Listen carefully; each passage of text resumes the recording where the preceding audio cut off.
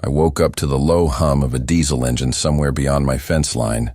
It was 6:42 a.m., the kind of gray Virginia morning that promised rain but hadn't made up its mind yet. I poured my first cup of coffee and stepped out onto the porch, just in time to see a white SUV with Meadow Ridge Estates HOA printed on the door crawl past my driveway. It slowed near my mailbox, paused for a moment, then kept going. I didn't think much of it. Those trucks had become a familiar sight ever since the new HOA president, Patricia Kellerman, decided that running a neighborhood meant policing it. 10 minutes later, I heard the thud of a mailbox door shutting. The postal worker gave me a sympathetic nod as he passed by.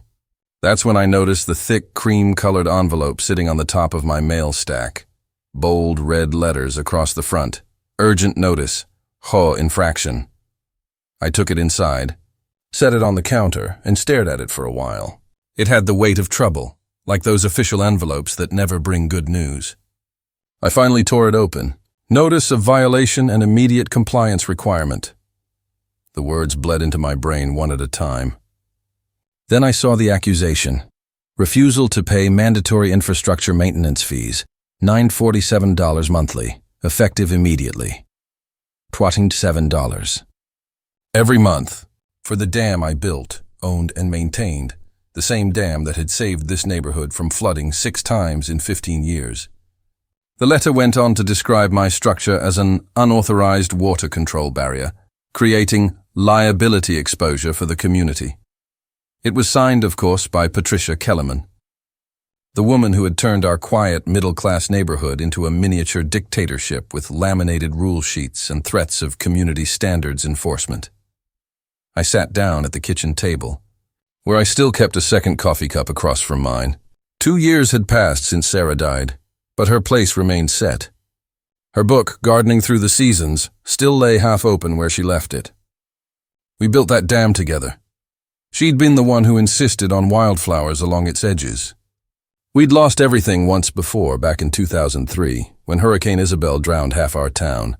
The basement flooded to the ceiling, the furniture gone, photo albums soaked beyond saving. Sarah swore we'd never live through that again. She was right. After the storm, I used my 30 years of hydrology experience from the Army Corps of Engineers to design something simple but strong, a small earthen dam at the lowest point of our property, engineered to hold runoff from the upper slopes before it hit the storm drains. Every permit approved. Every test done, County Inspector signed off. That dam had become our neighborhood's invisible guardian. During the 2018 floods, it kept 23 houses dry. In 2020, when the storm drains overflowed again, mine was the only property that took the hit. The dam absorbed the overflow before it reached anyone else. And now this woman wanted to fine me nearly $1,000 a month because she didn't like the look of it.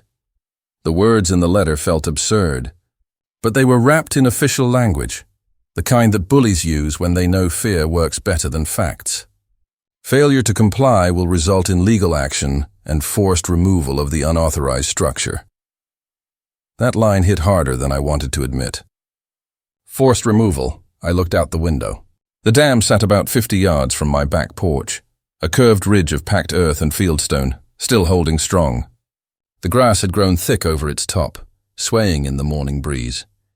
The small stream below shimmered like it always did, quiet and harmless because the dam kept it that way. That was when the knock came, firm, official. I opened the door to find a man in a reflective vest holding a clipboard. "Morning," he said without looking up. "Just dropping off confirmation of receipt for your notice." "Need your signature here," I signed. He handed me a duplicate slip with the HOA logo stamped in blue and walked back toward his truck. I noticed the words "Private Contractor" printed across the back of his vest. I watched him go, feeling that slow, burning anger that builds deep, not the kind that explodes, but the kind that seeps into your bones. That afternoon, I went into my study and pulled out the steel filing cabinet labeled Property Records. Inside were copies of every document I'd kept since the dam's construction. Permits, soil reports, engineering plans, even the original county approval letter signed by E. Collins, Department of Water Management, 2005. I laid them across the table like playing cards in a hand I knew I couldn't lose. The problem was, People like Patricia didn't play fair.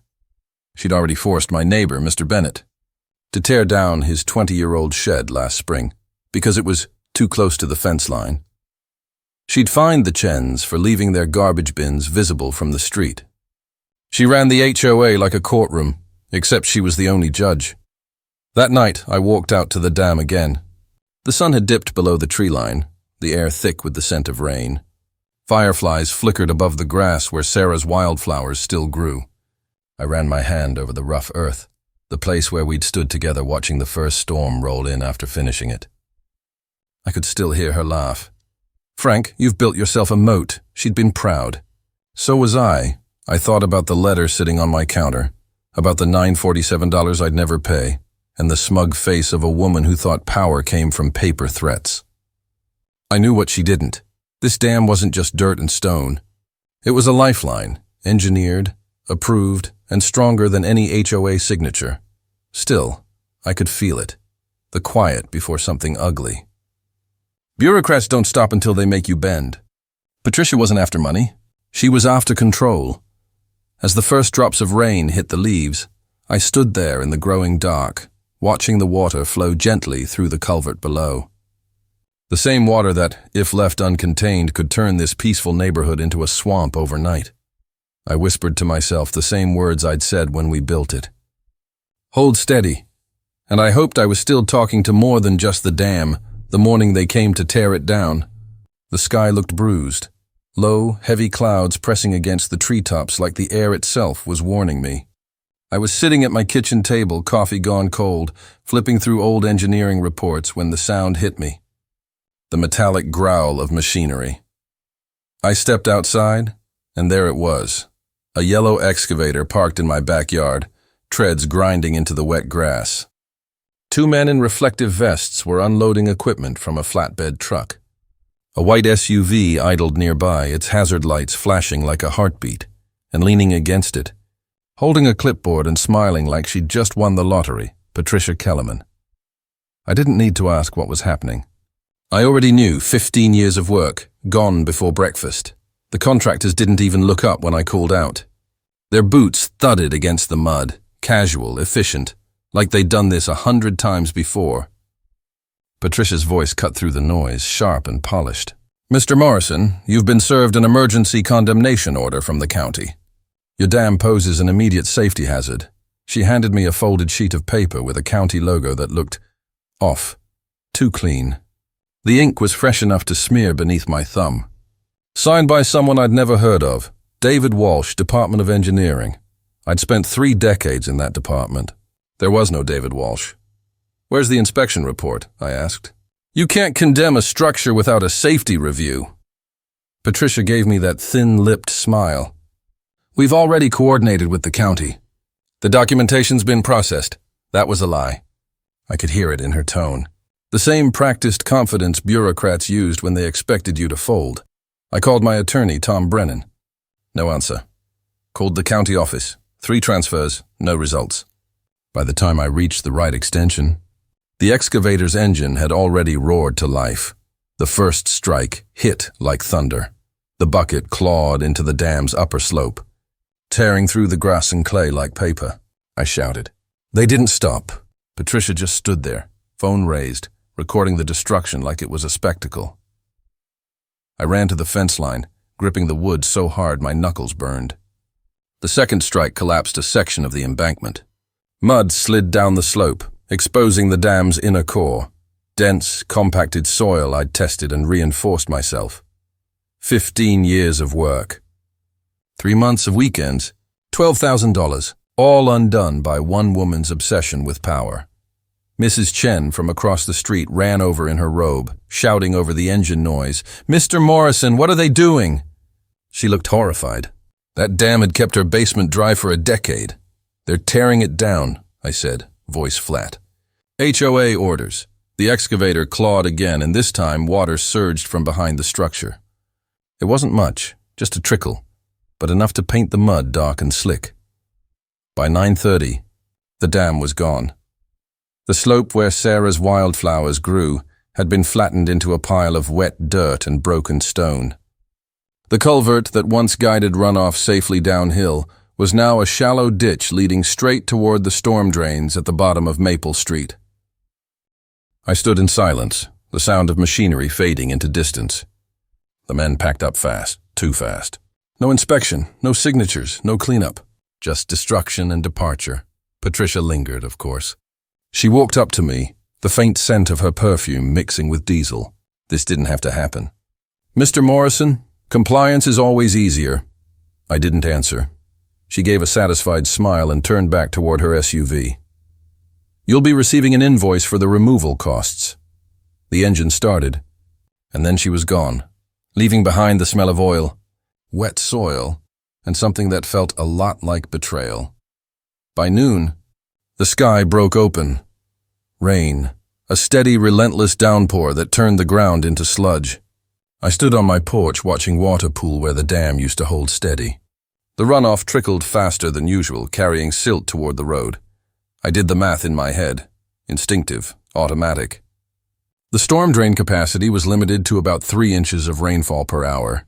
The forecast called for 5. Without that dam, the system would choke in under 2 hours. I opened my old field notebook, the same one I'd used during my years with the Corps, scribbled water levels, flow rates, direction of runoff. My handwriting was shaky but precise.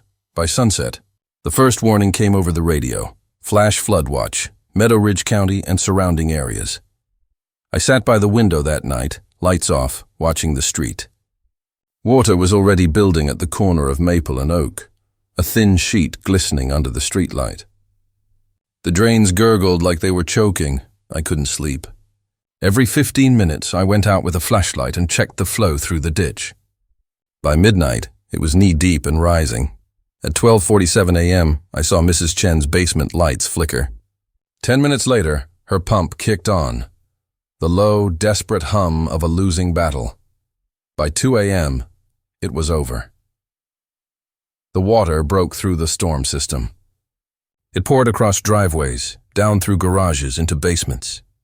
The Martinez family's car floated halfway out of their driveway before the current wedged it against a tree. I took pictures. Not out of spite, out of proof. Documentation was the only weapon people like me had. The timestamp on the photos told the story. One flood, 4 hours after Patricia's condemnation. At 5:30 a.m., the rain stopped. The neighborhood was unrecognizable, brown water glimmering under the gray dawn, mud smeared across lawns.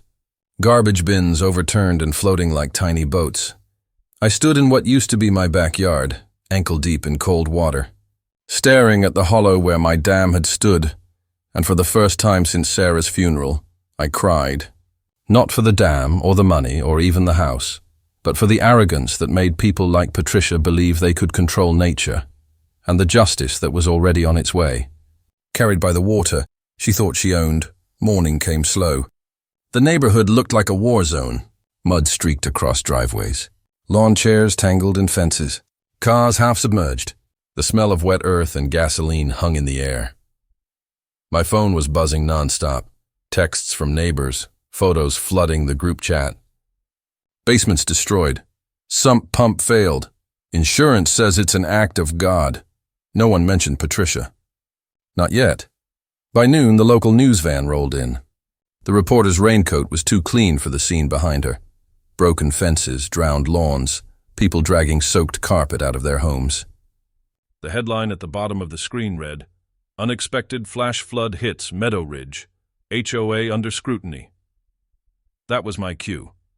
I sent an anonymous email to the county's Environmental Oversight Office. Attached the photos, timestamps, satellite rainfall data, and a short note. Unauthorized demolition of storm control structure by HOA representatives. Consequences visible within 4 hours. Recommend immediate investigation. No signature. No trace. By the next morning, the county trucks arrived. 3 inspectors in yellow rain gear walked the site, taking measurements, snapping pictures. Patricia's face when they showed up, priceless. She tried to charm them, of course, flashing that thin smile. Waving her clipboard like it meant something. Didn't work. One of the inspectors, an old colleague of mine named Russell, spotted me across the street. He didn't say a word, just gave me a slow nod. The kind men give when they know exactly what's going on but can't say it out loud. By afternoon, the county issued a statement. Meadow Ridge HOA is under investigation for unauthorized interference with private flood control infrastructure.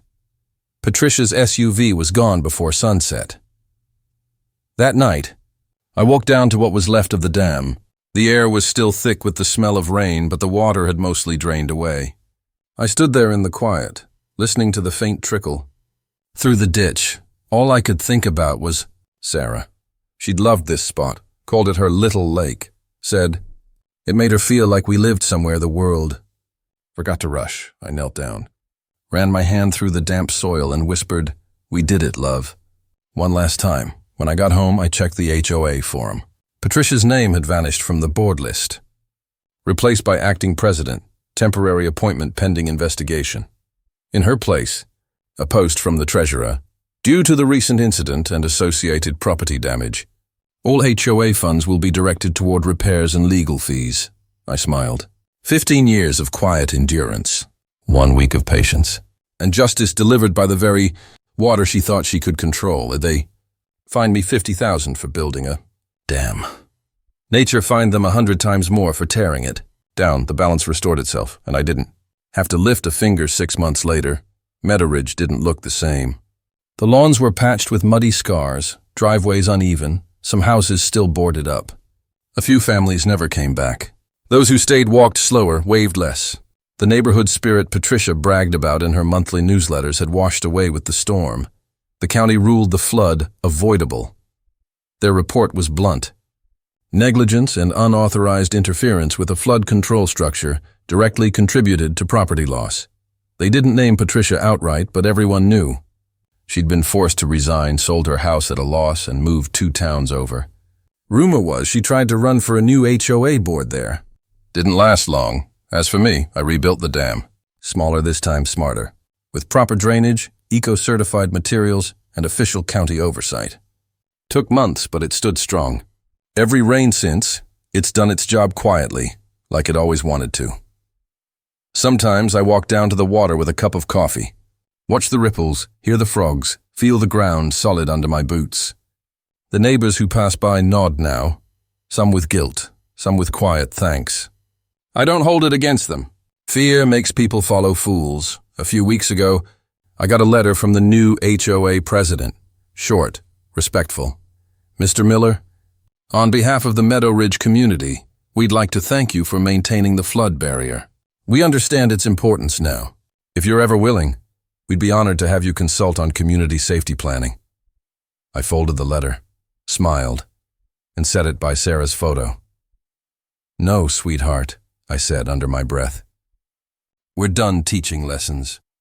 The camera would fade wide, the rebuilt dam in soft evening light, the sound of distant thunder rolling, calm but powerful. Some stories don't end with revenge. They end with balance. The water came, took what it was owed, and left peace in its wake.